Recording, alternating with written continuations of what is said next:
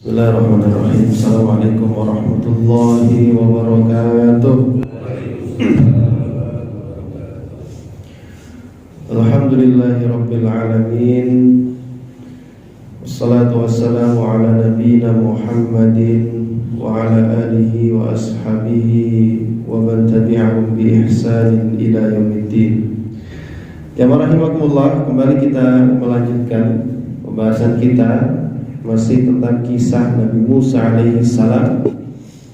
Pada pertemuan sebelumnya telah kita sampaikan tentang keberkahan yang didapatkan oleh Nabi Musa alaihi salam di negeri Madian, ketika beliau pada akhirnya harus terusir dari negeri Mesir untuk menyelamatkan dirinya, hingga kemudian pergi ke tempat yang sangat jauh, dan beliau kemudian menolong dua orang wanita, dua orang gadis yang kemudian mengantarkan Nabi Musa alaihissalam untuk sampai ke negeri Madian dan bertemu dengan ayah dari dua gadis tadi. Beliau menceritakan tentang kisah yang beliau jalani di negeri Mesir sampai akhirnya harus terdampar di negeri Madian, dan kemudian disampaikan kepada beliau, najauta minal qaumil zalimin, bahwa engkau telah selamat dari orang-orang yang zalim. Nah, di sini jamaah rahimakumullah, Nabi Musa alaihissalam mendapatkan banyak keberkahan yang itu kita sampaikan. Setelah beliau menolong, beliau duduk di bawah pohon dan berdoa, Rabbi inni lima anzalta ilayya min khairin faqir. Oh, udah hafal doanya, berarti rajin berdoa ya. Maka yang beliau dapatkan adalah beliau mendapatkan tempat tinggal, beliau mendapatkan istri, karena beliau kemudian dinikahkan dengan salah satu dari dua orang gadis tadi ya, dan beliau dapatnya yang adiknya ya, dinikahkan dengan adiknya yang paling kecil, berarti yang paling muda, dan juga mendapatkan pekerjaan ya, dinikahkan dengan salah seorang dari dua gadis tadi dengan mahar menggembalakan kambing selama 8 tahun, dan diperbolehkan untuk menyempurnakan sampai dengan 10 tahun. Maka tinggallah beliau di negeri Madian selama itu. Nah, negeri Madian tentu kita ingat tentang Nabi Syu'aib. Dulu pernah kita sampaikan, Nabi Syu'aib itu juga asli Madian. Dulu mendakwai kaumnya, mengajak mereka kepada tauhid, melarang mereka dari praktek-praktek curang, praktek-praktek yang merugikan dalam jual beli, baik dalam takaran ataupun timbangan. Tapi kemudian kaumnya membangkang hingga akhirnya Allah binasakan, dan tersisalah hanya Nabi Syu'aib dan orang-orang yang beriman. Sebagian ulama mengatakan bahwa orang tua yang memiliki dua putri tadi adalah Nabi Syu'aib, yang kemudian menikahkan salah satunya kepada Nabi Musa. Tetapi pendapat yang lebih kuat mengatakan bahwa itu bukanlah Nabi Syu'aib, akan tetapi adalah orang beriman dan orang yang soleh.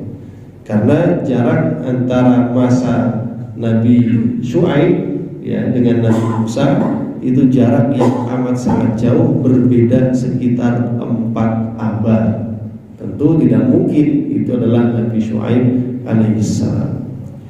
Nah, kemudian ya rahimakumullah, kenapa kemudian Allah Subhanahu wa taala menjadikan perjalanan hidup Nabi Musa alaihissalam sedemikian rupa, yang asalnya hidup nyaman, tentram ya, dengan segala macam fasilitasnya di kerajaan Mesir, lalu kemudian pada akhirnya harus terusir dan pergi jauh, sangat jauh dari kampung halamannya ya. Bahkan beliau juga harus hidup bersusah payah. Kalau dulu di kerajaan barangkali apapun yang beliau minta beliau bisa mendapatkannya, tapi kini ketika tinggal jauh dari Mesir, beliau harus kemudian bersusah payah seperti kehidupan manusia pada umumnya.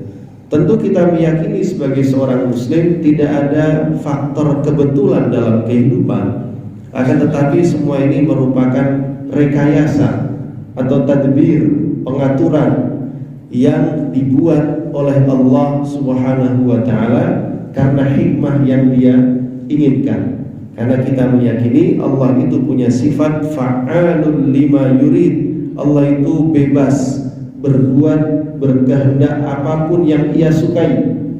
Dan begitu pula Allah punya sifat Al-Hakim, Maha bijaksana. Karenanya apa yang Allah lakukan kepada Nabi Musa alaihissalam dengan membuat perjalanan hidup yang sedemikian rupa, merubah kehidupan Nabi Musa, katakanlah kalau menurut pandangan kita dari enak menjadi tidak enak, dari serba tercukupi menjadi harus bersusah payah bekerja keras, tentu adalah karena hikmah besar yang ingin Allah persiapkan, yang ingin Allah berikan kepada Nabi Musa alaihissalam dan mungkin kepada manusia secara umum. Maka disinilah kita kemudian memahami bahwa masa 10 tahun yang nanti dihabiskan Nabi Musa alaihissalam di negeri Madian sebagai bentuk perwujudan untuk memenuhi janjinya kepada ayah mertuanya, karena beliau telah menikahi putrinya, maka beliau harus memenuhi maharnya menggembalakan kambing selama 8 tahun. Dan Nabi Musa karena beliau adalah Musa yang baik hati, maka beliau menyempurnakan hingga 10 tahun. Masa 10 tahun ini menjadi masa pembinaan, menjadi masa pengarahan, masa persiapan. Karena Allah Subhanahu wa taala sebentar lagi akan memberikan beban berat kepada Nabi Musa alaihissalam. Maka masa 10 tahun ini benar-benar menjadi masa pengenalan, penyiapan, baik itu secara mental, secara pikiran, secara fisik, dan berbagai macam hal yang diperlukan untuk menjadi bekal Nabi Musa alaihissalam ketika kelak mengemban tugas berat menjadi Nabi dan Rasul. Dan kita ingat salah satu sabda Rasulullah SAW, "Ma min nabiyyin illa wa huwa ra'il ghanam." Atau kama qala Rasulullah SAW, tidak ada seorang nabi pun kecuali pasti pernah menggembalakan kambing. Nabi Muhammad SAW menggembalakan kambing waktu usianya masih remaja sampai kemudian menjadi dewasa. Sementara Nabi Musa alaihissalam di usia yang memang sudah lumayan cukup dewasa. Katakan kalau kelak Nabi Musa itu diangkat oleh Allah menjadi Nabi sekitar umur 40 tahun dan beliau menghabiskan waktu di Madian 10 tahun, berarti saat beliau masuk ke negeri Madian itu adalah ketika beliau berumur 30 tahun. Nah, disinilah jamaah rahimakumullah, Allah Subhanahu wa taala mempersiapkan sedemikian rupa Nabi Musa alaihissalam untuk mengemban amanah besar tersebut. Sehingga disebutkan oleh sebagian ulama, inilah tajribatur riayah wal hub wat tadlil. Inilah masa ujian tentang perhatian dan cintanya kepada umatnya. Inilah ujian tentang bagaimana mengkondisikan hati dan jiwa yang diliputi dengan penyesalan, diliputi dengan rasa ingin kembali kepada Allah karena dulu pernah melakukan perbuatan salah, yaitu tanpa sengaja menghilangkan nyawa seseorang. Tajribatul khaufi wal mutarada wal faza', inilah satu ujian bagaimana beliau merasakan rasanya takut, khawatir, bahkan terusir. Inilah ujian bagaimana rasanya beliau jauh dari keluarga. Karena seperti yang juga pernah disampaikan oleh Waraqah bin Nawfal kepada Khadijah dan kepada Rasulullah SAW. Rasul setelah dapat wahyu dari Gua Hira, wahyu yang pertama, beliau pulang ke rumah dengan rasa takut. Kemudian Khadijah menenangkan. Lalu setelah tenang beliau dibawa kepada Waraqah bin Nawfal. Lalu beliau menceritakan apa yang beliau alami di Gua Hira. Lalu Waraqah mengatakan bahwa yang datang kepadamu adalah malaikat yang sama seperti malaikat yang pernah datang kepada Musa alaihissalam. Lalu kemudian Waraqah mengatakan, kalau seandainya kelak ketika kaummu mengusirmu dari negerimu ini, ya, aku masih hidup. Ketika nanti engkau diusir oleh kaummu, aku masih hidup, aku pasti akan memberikan pertolongan kepadamu dengan pertolongan yang sangat kuat. Lalu Rasul bertanya, apakah mungkin mereka mengusirku? Maka kemudian Waraqah menjawab, tidak seorang pun yang membawa misi, yang membawa tugas seperti yang kamu bawa, melainkan ia pasti akan diusir oleh kaumnya. Dan itu benar-benar terjadi. Ini menandakan tugas kenabian itu tugas yang sangat berat, membutuhkan persiapan mental, persiapan ruh, kejiwaan yang sangat kuat. Di samping juga perlu persiapan kekuatan fisik, kekuatan hujjah yang sangat kuat. Maka masyaallah muslimin jamaah rahimakumullah, dan kita tahu Nabi Musa alaihissalam kelak akan diutus untuk mendakwai manusia yang paling buruk, yaitu Fir'aun. Manusia yang paling buruk, yang memegang kekuasaan dan menggunakan kekuasaannya dengan cara yang sangat buruk untuk melakukan keburukan dan menimpakan kerusakan di muka bumi. Dan orang itu tidak lain adalah ayah angkatnya yang telah merawatnya dari mulai bayi sampai kemudian beliau dewasa. Dan beliau juga akan diutus untuk menyelamatkan satu kaum, yaitu Bani Israel, yang sudah tertindas dalam waktu yang lama, dan ketertindasan itu menyebabkan kerusakan terhadap fitrah mereka. Maka beliau akan mengalami tugas dan beban berat untuk menghilangkan perasaan ketertindasan itu dan membangun kembali semangat kemerdekaan di dalam diri mereka, dan membangun Bani Israel ini menjadi bangsa yang mandiri dan diridhai oleh Allah Subhanahu wa taala. Tentu ini bukan tugas yang sepele. Maka waktu 10 tahun ini, ya, merupakan waktu yang sudah diatur oleh Allah Subhanahu wa taala, ya, sehingga Nabi Musa kemudian setelah masa 10 tahun ini, maka beliau kemudian mulai berencana kembali ke negeri Mesir. Bagaimanapun seseorang itu meninggalkan tanah tempat kelahirannya, sejauh apapun dia pergi, pasti selalu ada keinginan kembali ke kampung halaman. Itu mesti.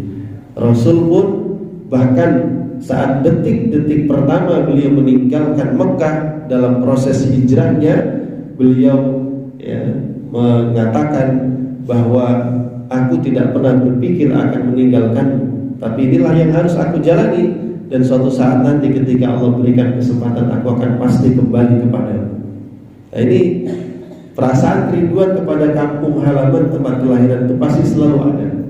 Nah, begitu pula Nabi Musa alaihissalam. Hanya kemudian setelah 10 tahun berlalu, maka diceritakan dalam Al-Quran, falamma qadha Musal ajal, ketika Musa telah menyelesaikan masa, yaitu 10 tahun yang tadi disepakati dengan ayah mertuanya, wasara bi ahlihi, kemudian beliau berjalan bersama dengan keluarganya di waktu malam. Wa anasa min janibit turina, maka beliau anasa, melihat min janibit tur, di sisi sebelah kanan dari Jabal Tur, Gunung Tursina. Naro, beliau melihat sebuah api. Qala, maka beliau berkata li ahlihi, kepada keluarganya, kepada istrinya. Ini tidak diceritakan apakah beliau punya anak atau tidak, ya. Jadi saya sudah sampaikan di awal, jangan nanti bapak tanya Nabi Musa punya anak berapa, saya nggak tahu, karena tidak ada informasi. Biasanya kalau disebutkan li ahlihi, biasanya hanya diartikan dengan istri saja. Walaupun ahlun itu biasanya diartikan keluarga, tapi lumrahnya orang Arab kalau menyebut ahlun itu maksudnya adalah istri, ya. Ketika melihat api, beliau berkata kepada istrinya, umkuthu, ya, diamlah kalian di sini, tetaplah kalian di sini. Walaupun di sini diungkapkan dengan kalimat umkuthu, Pak, pakai jamak. Boleh jadi beliau memang tidak berdua saja, karena kalimat jamak itu biasanya diungkapkan untuk orang lebih dari untuk orang minimal tiga orang disebut jamak dalam bahasa Arab.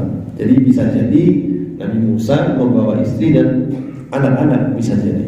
Ya.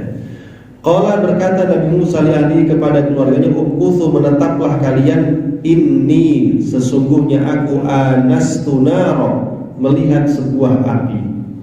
La'alli atikum minha bi khabar, barangkali aku akan mendapati dari api itu satu berita. Au jadwatin minan nari, atau aku akan membawa sedikit dari api itu, la'allakum tastalun, agar kamu dapat menghangatkan badan. Jadi jamaah rahimakumullah, Nabi Musa alaihissalam ini ketika berjalan dan kemudian mendapati waktu malam, maka beliau ini tersesat, ya, kehilangan arah. Mana ini arah di sini? Sehingga beliau kebingungan.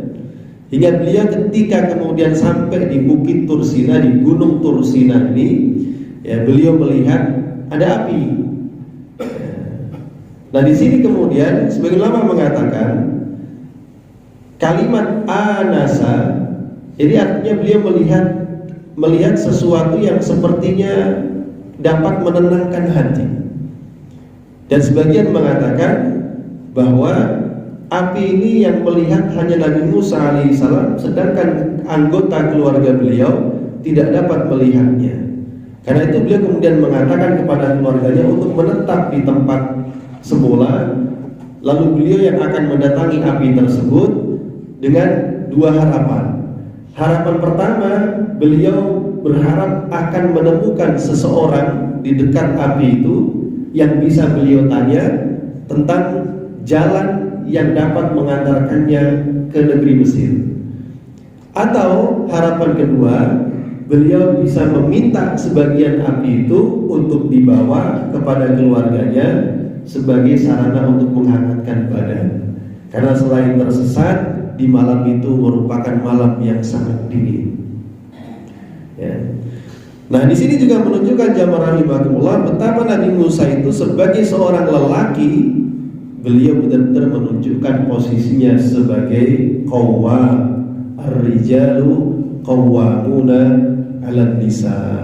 Para laki-laki, para suami itu merupakan pemimpin bagi istrinya, tidak hanya dalam hal memberikan nafkah, tetapi juga dalam memberikan perlindungan dan dalam hal yang dapat mendatangkan banyak maslahat bagi keluarganya dan menjauhkan madarat dari mereka. Itulah kemudian seorang laki-laki, seorang suami layak untuk mendapatkan ketaatan dari istrinya karena dia punya sifat qawwam. Ya, di dalam surah An-Nisa itu ar-rijalu qawwamuna 'alan nisa. Ya, kenapa? Bima faddalallah, karena Allah telah memberikan keutamaan kepada mereka, kelebihan, ya, dari sisi fisiknya, dari sisi keilmuannya, bisa jadi kepemimpinannya, dan juga kata Allah dalam ayat tersebut dari sisi karena mereka telah menginfakkan, telah menafkahkan sebagian rizki yang Allah berikan kepada mereka, yaitu dinafkahkan kepada keluarganya. Ya, kan? Maka sebagai timbal baliknya Allah perintahkan para istri untuk mentaati suaminya. Nah, dengan Islam itu memang agama yang adil, Pak. Dalam apapun kita lihat Islam itu pasti adil. Ya, Islam tidak hanya memerintahkan para suami untuk kemudian menunaikan kewajibannya sebagai suami, ya, tetapi juga mendorong para istri menunaikan kewajibannya sebagai istri, sehingga dengan demikian masing-masing mendapatkan haknya. Ya, Islam adalah agama yang adil. Kemudian jamaah rahimakumullah, setelah itu Nabi Musa alaihissalam pun mendatangi api tersebut. Ya. Ketika didatangi, falamma ataha nudiya min syati'il wadil aiman. Ketika beliau mendatangi api tersebut, artinya datang ke arah api tersebut, nudiya, beliau diseru min syati'il wadil aiman, dari arah pinggir sebelah kanan lembah, fil buq'atil mubarakati, di sebidang tanah yang diberkahi, minas syajarati, di samping sebuah pohon atau dari arah sebuah pohon. Ada suara yang memanggilnya, ayya Musa, wahai Musa, inni anallahu rabbul alamin, sesungguhnya aku adalah Allah, Tuhan semesta alam. Nah, ini ayat ini memang cukup detail menjelaskan tentang posisi Nabi Musa mendapatkan katakan wahyu yang pertama, gitu ya. Karena sudah jelas yang memanggil adalah Allah. Allah yang memanggil, berbicara secara langsung dengan Nabi Musa alaihi salam. Ya. Nah, jamaah rahimakumullah, di mana tempatnya? Min syati'il wadil aiman, yaitu di sisi lembah sebelah kanan. Di sisi lembah sebelah kanan. Jadi Gunung Tur Sina, ya, di sebelah kanan, di sebelah kanannya ada sebuah lembah. Di sisi lembah sebelah kanan terdapat pohon. Nah, di pohon itulah kemudian yang tadi awalnya beliau melihat ada pancaran sinar dari api. Beliau mendatanginya, dan ternyata ketika beliau mendatangi dan mendekatinya, beliau mendengar sebuah suara yang memanggilnya dengan sebutan inni anallah, wahai Musa, sesungguhnya aku adalah Allah Rabbul Alamin, Tuhan semesta alam. Dan demikianlah ketika Allah Subhanahu wa taala menginginkan sesuatu, adyuhi bi amrihi takallama bil wahyi, maka Allah akan berbicara dengan menggunakan wahyu. Dan kita sudah tahu salah satu sifat Allah itu adalah kalam. Ya, Allah itu berbicara. Tapi seperti apa berbicaranya, tentu kita tidak perlu untuk mendetilkannya. Ma'asyiral muslimin jamaah rahimakumullah. Di sebagian ayat disebutkan tempat tersebut adalah bil wadil muqaddasi tuwa, seperti dalam surah An-Nasi'ah, hal ataka haditsu Musa idz nadahu rabbuhu bil wadil muqaddasi tuwa. Ya, apakah telah datang kepadamu cerita tentang Musa ketika Tuhannya memanggilnya di sebuah lembah al-muqaddas, yang disucikan, yaitu di bukit yang bernama Tuwa. Ya, nama lembah yang disucikan itu namanya adalah Tuwa. Ya, pakai to. Atau dalam ayat yang lain, inni ana rabbuka fakhlaq na'laik innaka bil wadil muqaddasi Tuwa. Sesungguhnya aku adalah Tuhanmu wahai Musa, lepaskanlah kedua sandalmu. Ya, jadi karena beliau akan masuk ke tempat yang suci, ke tempat yang diberkahi. Tadi kalau di surat Al-Qasas yang saya baca, fil buq'atil mubarakah, di sebidang tanah yang diberkahi. Nah, di sini disebutkan di al-wadil muqaddas, lembah yang disucikan. Karena beliau hendak masuk ke tempat yang disucikan, maka diperintahkan kepada beliau oleh Allah untuk melepaskan kedua sendalnya. Fakhlaq na'laik, lepaskan kedua sendalmu, innaka bil wadil muqaddasi Tuwa, karena engkau sedang berada di lembah yang disucikan, yaitu Tuwa. Nah, tempatnya masih adakah? Ya, kalau bukit Tursinanya, gunung Tursinanya masih ada, harusnya masih ada tempatnya. Ini kan salah satu tempat yang memang disucikan oleh orang Bani Israel. Dan memang itu dulu tempat Nabi Musa alaihissalam mendapatkan wahyu. Ya. Nah, yang dimaksud dengan kesucian di sini adalah wal qadasatu huna at-taharatu wa tanzi' 'anil mafasid wal radha'il. Itu tempat yang disucikan dari berbagai macam kotoran-kotoran dan kerusakan-kerusakan. Ini sekaligus menjadi dalil bagi kita, siapapun yang datang ke tempat yang disucikan, ya, seperti masjid, ini kan tempat yang dianggap bersih, suci karena digunakan untuk ibadah, maka hendaknya di antara adabnya adalah melepaskan segala sesuatu yang itu selalu diidentikan dengan hal-hal yang kotor. Di antaranya sendal, Itu kan makanya orang kalau masuk masjid kata Allah, ya ayyuhalladzina amanu khudzu zinatakum inda kulli masjid. Wahai orang-orang yang beriman, ambillah perhiasan kalian, maksudnya pakaian yang indah, ya, indah dan bersih pastinya. Inda kulli masjidin, setiap kali kalian ke masjid. Walaupun kalimat masjid di sini banyak diartikan dengan sholat. Setiap kali hendak sholat, orang sholat harus pakai pakaian yang bagus, yang kategorinya tidak cukup hanya dengan menutup aurat, ya, tidak sekedar dengan pakaian yang bersih, suci, tapi juga kata Allah zinatakum, yang layak dijadikan sebagai perhiasan. Nah, ini kan orang pakai baju bagus biasanya kalau kemana Pak Ibu? Kondangan. Kondangan pakai baju bagus, batiknya paling baru. Ya, pulang kondangan jelang duhur gerak, ya, dilepas batiknya, ke masjid tinggal kaosnya doang sama sarung.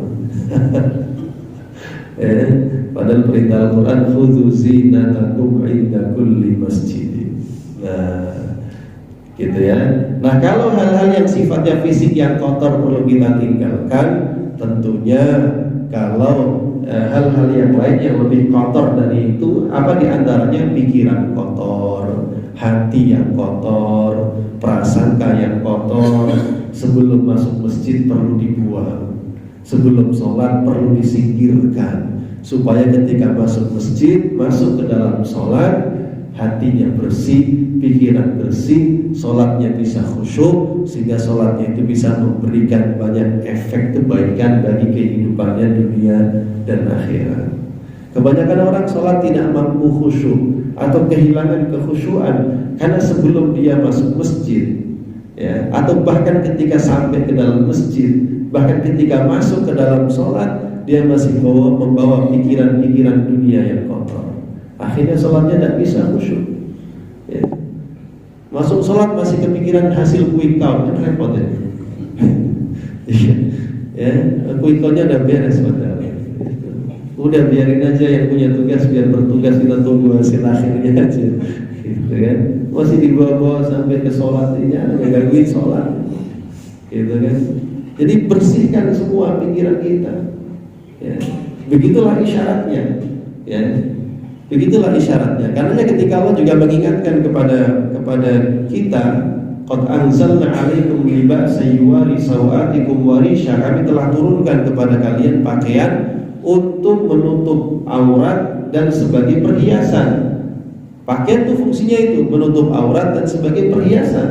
Tapi Allah ingatkan, itu pakaian fisik penting, sangat penting. Tapi ada yang lebih penting, walibasut taqwa dzalika khair. Pakaian ketakwaan adalah jauh lebih baik daripada pakaian fisik. Jadi kalau pakaian fisiknya sudah diperbaiki, maka jangan lupa juga memperbaiki pakaian ketakwaan, ya. Baik, kita lanjutkan. Ma'asyiral muslimin yang rahimakumullah. Ketika sampai di tempat tersebut, tadi di tempat yang disucikan, lembah yang disucikan yaitu Tua, beliau mendapatkan panggilan, ayya Musa inni anallahu rabbul alamin, sesungguhnya aku adalah Allah, ya, rabbul alamin, Tuhan semesta alam, ya. Dan di sini tempatnya adalah merupakan tempat yang diberkahi jamaah rahimakumullah, fil buq'atil mubarakah, yaitu memang daerah-daerah memang masih dekat-dekat dengan, ya, kalau dari Mesir, Tur Sina, ya, Gurun Sinai, terus Palestina, ini kan tempat-tempat tanah-tanah yang diberkahi, yang kemudian dicakup dengan nama wilayah Syam di zaman dulu, ya, cakupannya luas. Jadi wilayah Syam itu lebih luas dari wilayah Palestina di zaman sekarang. Palestina adalah salah satu atau sebagian dari negeri Syam di zaman dulu, sebagai tanah yang diberkahi, ya. Wal barakatuh hiya kathratul khair, keberkahan itu adalah banyaknya kebaikan, ya. Dan keberkahan itu bisa jadi ada dalam ucapan, ada dalam perbuatan, ada dalam tempat, ada dalam waktu, dan berbagai macam hal yang lain sebagainya. Di antara ucapan yang berkah adalah Al-Quran. Al-Quran itu firman Allah, ya, kalamullah, dan berkah. Ya. Kenapa? Karena dia memberikan begitu banyak kebaikan, memberikan menjadi rahmat, menjadi syifa, obat, menjadi syafaat, menjadi pahala bagi kaum muslimin. Qad ja'atkum mau'izatun min rabbikum wa syifaa'un lima fis sudur wa hudan wa rahmatan lil mu'minin. Telah datang kepada kalian Al-Quran yang merupakan nasihat dan obat bagi penyakit yang ada di dalam dada, sekaligus menjadi rahmat dan menjadi petunjuk bagi orang-orang yang beriman. Ya, ini perkataan yang berkah. Ya. Karenanya Quran itu ketika dia disampaikan melalui malaikat Jibril, maka malaikat Jibril itu menjadi malaikat yang terbaik di antara jutaan malaikat. Ketika dia diturunkan kepada Rasulullah SAW, maka Rasul pun menjadi manusia yang kita sebut dengan asyraful anbiya wal mursalin, nabi dan rasul yang paling mulia, manusia yang paling mulia. Ketika dia diturunkan di bulan Ramadan, maka Ramadan pun menjadi bulan yang terbaik di antara semua bulan. Ya. Jadi Quran itu turun kepada siapapun, maka yang dituruni itu akan menjadi sesuatu yang terbaik. Karenanya orang-orang Islam, ya, atau anak-anak muda Islam yang kemudian Allah pilih mereka menjadi para penghafal Al-Quran, mereka itu juga merupakan orang-orang yang terbaik. Ya, makanya Rasul dan juga para sahabatnya dulu, terutama Umar bin Khattab itu punya, dulu sebagai Amirul Mukminin, ya, mereka punya orang-orang sebagai rujukan itu terdiri dari para penghafal Al-Quran. Ya. Kemudian di antara ucapan yang berkah adalah hadis atau ucapan Rasulullah Sallallahu Alaihi Wasallam. Ya, dan tentu juga di antaranya adalah perkataan-perkataan yang disampaikan orang-orang saleh, para ulama, ya, para habaib, para dai, orang-orang yang ikhlas, ya, termasuk orang-orang yang memiliki keimanan yang kuat.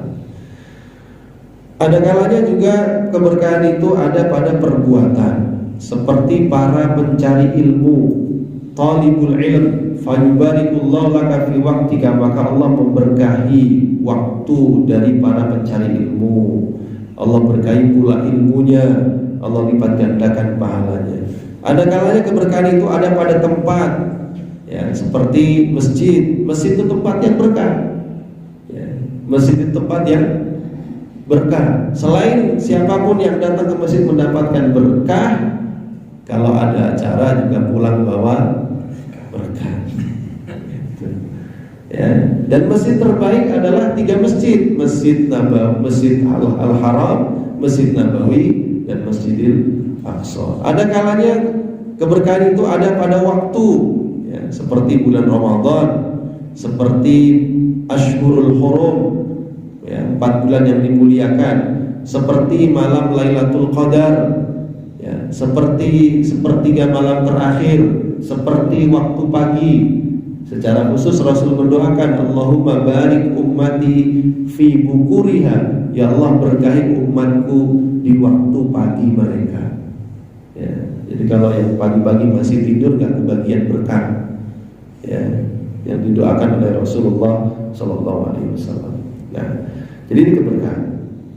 Maka dalam hidup ini memang kita harus banyak mencari keberkahan. Ma'asyiral muslimin jamaah rahimakumullah. Dipanggillah Nabi Musa, inni anallahu rabbul alamin, sesungguhnya aku adalah Allah, Tuhan semesta alam. Ya. Nah, di sini kalimat Rabbul Alamin sudah pernah kita sampaikan, ya, menunjukkan tentang sifat rububiyatullah. Ketika Allah memperkenalkan dirinya kepada Nabi Musa, Nah, mungkin timbul pertanyaan, apakah Nabi Musa tidak kenal Allah? Ya, tentu sebelum mendapatkan wahyu, beliau belum terlalu mengenal siapa Allah. Ya. Apalagi jarak Nabi Musa dengan Nabi Yusuf juga masa yang sangat panjang. Nabi Musa belum pernah ketemu Nabi Yusuf. Ya. Dan Bani Israel itu tertindas sudah dalam waktu yang sangat lama. Bisa jadi ajaran-ajaran yang pernah diwariskan Nabi Yusuf kepada Bani Israel ya sudah mulai luntur. Bisa jadi hanya tinggal namanya. Seperti kalau kita membaca tentang kisah sejarah perjuangan Rasulullah SAW, itu Abu Jahal ketika memberikan ide untuk mengeksekusi mati Rasulullah SAW, dia bilang begini, demi Allah. Dia mulai begitu. Ini Abu Jahal, padahal dia gak beriman. Demi Allah, saya punya ide yang belum terpikirkan oleh kalian. Ya. Bagaimana kalau kita ambil satu orang pemuda perwakilan dari masing-masing kabilah, lalu kita berikan kepadanya satu pedang yang tajam, lalu mereka semua membunuh Muhammad dengan sekali tusukan, sekali penggalan, sekali pukulan, ya, maka Muhammad mati, beres urusan, ya, dan darahnya tercecer kepada semua kabilah, sehingga tidak mungkin bagi Bani Hashim atau Bani Abdul Manaf untuk membalaskan dendam Muhammad untuk melawan semua kabilah, gak mungkin sanggup, sehingga mereka terpaksa menerima tebusan. Jadi dia memulai kalimatnya dengan kalimat demi Allah, padahal dia orang musyrik. Apakah ini menandakan Abu Jahal kenal Allah? Ya jelas tidak. Dia hanya tahu namanya saja. Itu sebagai kalimat-kalimat ucapan yang memang sudah lumrah mereka ucapkan. Ya. Jadi kalau orang cuma menyampaikan semboyan dengan lisan, itu belum tentu menunjukkan apa yang ada di dalam hatinya. Gitu ya. Demi Allah, berarti dikenal Allah, tidak. Nah, sama juga ketika dalam kondisi seperti ini, jamaah rahimakumullah, ya, meskipun kita tentu meyakini Nabi Musa alaihissalam fitrahnya masih dalam keadaan suci, fitrahnya tidak rusak oleh ajaran-ajaran kemusyrikan yang dipaksakan oleh Fir'aun ataupun yang diikuti oleh penduduk Mesir, ataupun yang sangat terpaksa kemudian dijalani oleh Bani Israel. Nabi Musa memiliki fitrah yang masih bersih dan suci karena memang Allah menjaga fitrahnya. Nah, maka kemudian Allah Subhanahu wa taala mengenalkan dirinya dengan sebutan Inni anallah, akulah Allah Rabbul Alamin, Tuhan semesta alam. Ketika disebut Tuhan Rabbun, artinya Rabbun itu yang menciptakan, yang mengatur, menghidupkan, mematikan, memberikan rizki, memberikan perlindungan, yang mengabulkan doa. Ini namanya Rabb. Sehingga cakupannya jauh lebih besar dan lebih luas. Kalimat Rabbun. Rabbun juga memiliki makna nanti secara umum adalah yang berhak disembah. Karena Allah yang tadi sifatnya dari menciptakan dan yang lain sebagainya, maka satu-satunya yang berhak dan layak disembah ya hanya Allah. Maka yang lain yang tidak memiliki sifat-sifat seperti Allah dan tidak pantas memiliki sifat seperti Allah, maka tidak boleh disembah. Dan kalimat al-alamin artinya semua alam. Al-alamin jamak dari alam. Alam itu artinya semua yang ada di alam semesta kecuali Allah. Semua yang ada di alam semesta kecuali Allah namanya alam. Ada alam manusia, alam malaikat, alam jin, alam tumbuhan, alam binatang, itu namanya alamin. Maka Rabbul Alamin berarti Allah itu Tuhan semuanya. Allah yang menciptakan semuanya, mengatur semuanya, menghidupkan semuanya, mematikan semuanya, dan lain sebagainya. Ya. Makanya kalau kita berdoa memang banyak dianjurkan menggunakan kalimat Rabbun, sebagaimana doanya para nabi.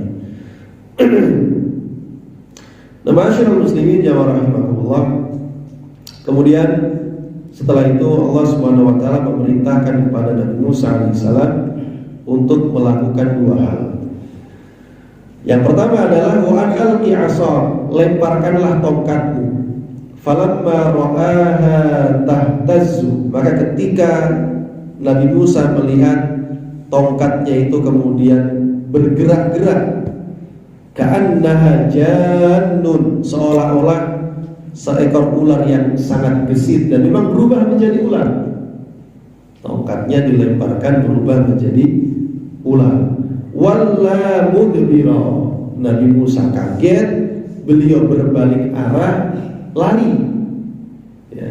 Walam yu'aqib, dan tidak menoleh. Wajar ya, kaget. Ya. Kayak orang video prank sekarang tuh, bikin video nge-prank gitu. Ya. Walaupun para ulama mengatakan apa hukumnya nge-prank itu, nggak boleh, dosa, nakut-nakutin orang. Ya, nggak boleh nge-prank itu dengan cara-cara yang sangat buruk, ya, nggak boleh.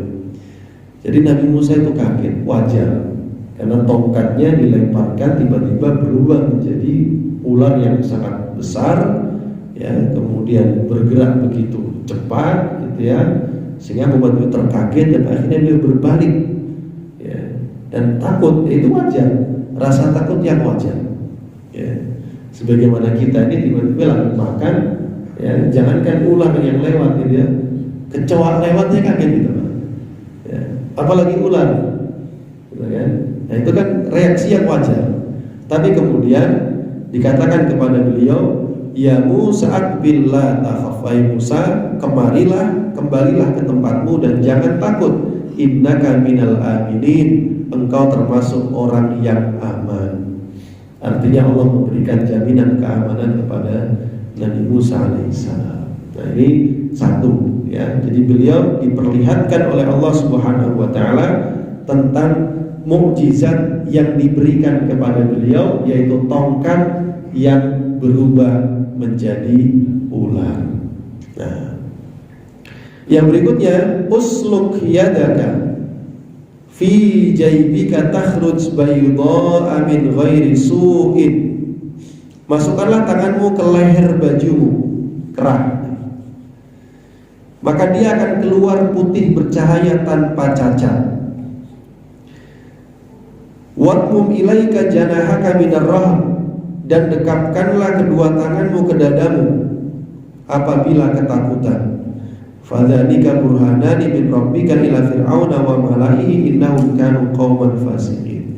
Yang kedua, mukjizat kedua yang diberikan Allah kepada Nabi Musa adalah Nabi Musa itu orangnya berkulit sawo mata, coklat gitu. Ya, mungkin nggak sama kita, Pak. Ya, orang Indonesia ini kulitnya apa? Sawo matang ini kayak cenderung agak hitam, ya. Jadi begitu dimasukkan ke dalam kerah bajunya ini, dikeluarkan lagi, tangannya menjadi bersinar bercahaya sangat terang, ya. Dan cahaya terang itu bukan, ya, atau disebutkan min ghairi su', bukan karena ada penyakit, ya, tetapi memang bercahaya, gitu. Ya. Lalu nanti kalau dikembalikan lagi dia mati, ya, tangannya bisa bercahaya. Itulah mukjizat yang diberikan kepada Nabi Musa, ya. Begitu pula kemudian juga diperintahkan kepada beliau, wadmum ilaika janahaka minar rahm, ya, maka dekapkanlah kedua tanganmu ke dadamu apabila takut. Nah, di sini juga para ulama mengatakan yang berikutnya ini tentang meletakkan tangan ke dada di saat takut, untuk apa? Untuk menghilangkan rasa takut. Ini adalah juga bekal yang diberikan oleh Allah kepada Nabi Musa alaihissalam untuk menenangkan dirinya di saat beliau diserang rasa takut, cemas. Maka dengan sendirinya cara demikian itu akan mendatangkan ketenangan ke dalam hatinya. Nah, itu para ulama mengatakan yang ini bisa menjadi cara yang dilakukan oleh kita semuanya. Kalau dalam kondisi sedang takut, cemas, khawatir, letakkan tangan ke dada, ya. Tentu kita minta ketenangan kepada Allah Subhanahu wa ta'ala. Nah, ini memang cara yang diberikan Allah kepada Nabi Musa untuk meraih ketenangan, ya. Nah, ma'asyiral muslimin yang rahimakumullah, tentang Nabi Musa ini sekalian saya ceritakan seperti riwayat diceritakan oleh Abdullah bin Abbas, Rasulullah SAW bersabda, ya, Nabi Muhammad pernah ketemu Nabi Musa. Kapan Pak? Isra dan Mi'raj. Di langit keberapa? Ke-6. Ya, maka beliau juga ketemu Nabi Ibrahim di langit ke-7. Beliau bilang, amma Ibrahim famdhuru ila sahibikum. Adapun tentang bagaimana posturnya Ibrahim, maka lihatlah kepada sahabat kalian, maksudnya kepadaku. Artinya Rasul itu secara fisik, ya, posturnya, warna kulitnya mirip dengan Nabi Ibrahim. Ya. Wa amma Musa, adapun Musa farajulun Adam, ya, adalah seorang laki-laki yang Adam. Adam itu artinya kulitnya kecoklatan. Ya. Kemudian tualun, tinggi, besar, ya, kekar. Jadun, rambutnya keriting. Rambutnya keriting. Jadi kalau ada orang rambutnya keriting kayak Nabi Musa, ya, tuh. Nabi ada yang keriting juga, ya. Tuh. Nah, itu fisiknya Nabi Musa alaihissalam, tinggi besar keriting, masya Allah. Kemudian ya warahmatullah, ya, jadi itu yang kemudian didapati, dan Allah Subhanahu Wa Taala mengatakan fadzanika burhanani, itulah dua bekal yang diberikan, dua mukjizat dari Tuhanmu untuk engkau pertunjukkan kepada Fir'aun dan para pembesarnya, sungguh mereka adalah orang-orang fasik. Maka dengan demikian Nabi Musa telah diangkat Allah menjadi Nabi dan Rasul, ya.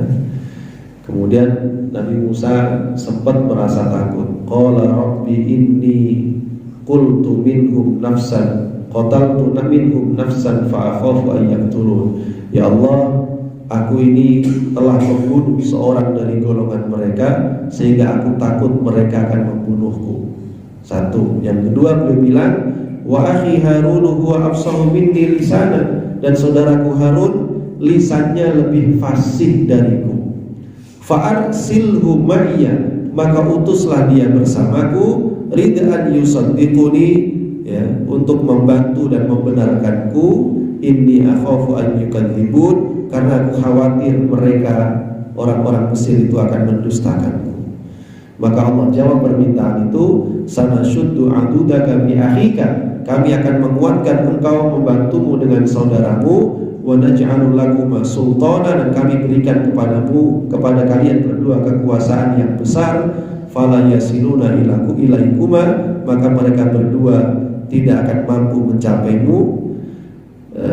Antuma wa man ittaba'akum al-ghalibun, kalian berdua dan pengikut kalian adalah orang-orang yang akan mendapatkan kemenangan. Jadi ini sekaligus beliau mengajukan proposal kepada Allah supaya saudaranya, yaitu kakaknya yang bernama Harun, kemudian diangkat menjadi Nabi dan Rasul pula.